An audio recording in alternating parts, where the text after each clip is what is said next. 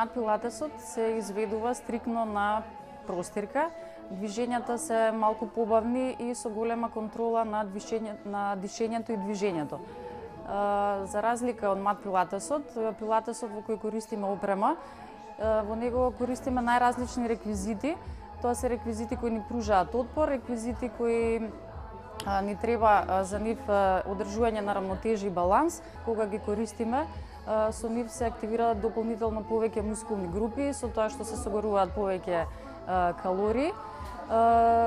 Подобар е ефектот секако од користењето и практикувањето на пилатесот со реквизити, со тоа што телото се движи правилно, движењата стануваат пограциозни и придобивките се секако поголеми.